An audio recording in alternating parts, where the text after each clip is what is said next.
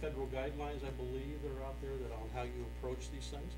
But I do know that from Chief Mitchell and before, it's a very aggressive approach. But what does fire do to help them out, and vice versa? So some of those things I'd like to talk about. You bet. You bet. And I know they've got one issue that they're eager to speak with us about as well. So.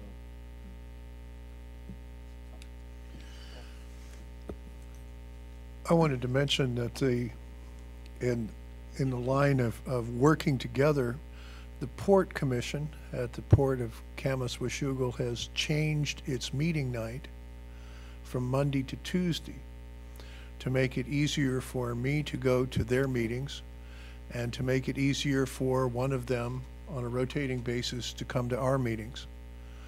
I think that that's great progress. And in many ways, I want to credit Joanne Boyes and the planning department for some of that, because there has developed a very collegial working relationship between the port staff and the city staff, mostly in planning, but also in public works. And Joanne gets a lot of credit for that. Thank you. I'm also, I should say, heartbroken to hear that Patty Bushlack is leaving.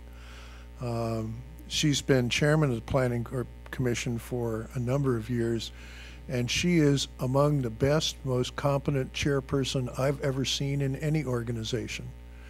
She does an absolutely fabulous job of letting the discussion run till exactly the moment that it's complete, and then bringing things together into a decision. She is a great chairman, and she will be sorely missed. I also wanted to read a little thing. There's a story in the Estacada News, almost 2 pages on my printer, about Steigerwald and what a great place it is. And I continue to believe that Steigerwald and improving Steigerwald can be a small but important piece of economic development for our area. Their refuge is certainly important to Ridgefield. It generates retail business, there are festivals, it's a big deal. So I believe that Steigerwald should be on our legislative agenda that we take to Washington, D.C. Our senators and congressmen have been very helpful in creating the opportunity for public access at Steigerwald, especially Senator Cantwell and Congressman Baird. And with the push, I believe that they can be even more helpful in obtaining the resources for continuing incremental and very carefully planned development of additional public access for Steigerwald National Wildlife Refuge. Steigerwald is already generating visitors, and visitors buy meals, they buy fuel, they buy sundries, and it also generates local interest, which generates sales from everything from digital camera memory cards and binoculars to bird feeders and bird-friendly landscaping. And Audubon will publish it on their next national map, which helps put us on the map for economic development and promotes our community as an attractive place to live, work, and play.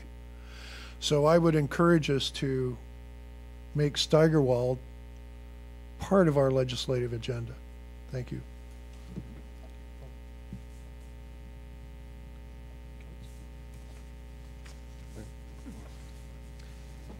With regards to the public comment that we received earlier about federal mandates, thank you for calling your congressman. And I do urge everybody to get involved with that process of calling your congressman and state legislators. There are a couple of issues that we're dealing with this, and there's been some interesting discussion between council members via the Post record, as well as directly about this. And one thing that comes to my mind is that if we see a state mandate of a law that we are required to pass, we can do a couple of things with that. One is we can just say, well, it's a state mandate, and we go ahead and pass it. Another one is we can challenge it based on any different level, a number of levels, whether we think it's state unconstitutional according to the state, or unconstitutional according to the federal constitution, or some other principle which we believe empowers us to disregard the state or federal law.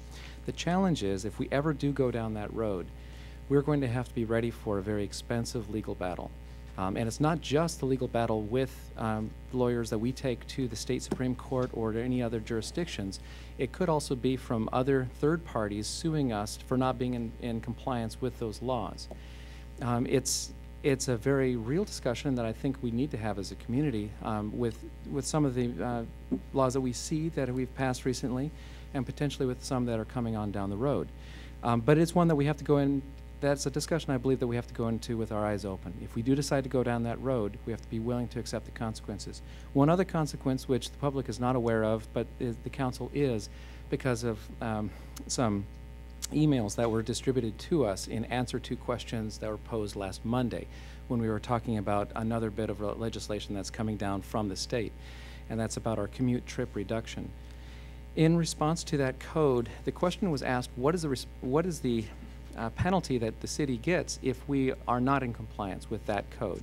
And if I remember correctly, the answer is, well, for 2 years you don't get state funding, potentially, for certain different projects, which that may be a very serious consideration.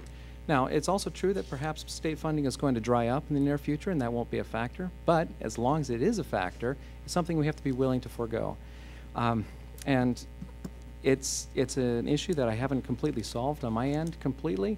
I do say from my part that I believe that the best solution we could come up with eventually is for us to balance how many taxes that we collect from our citizens with how much we spend, and then not expect to have more money coming in from elsewhere, so that we have the ability to make those decisions here at the local level.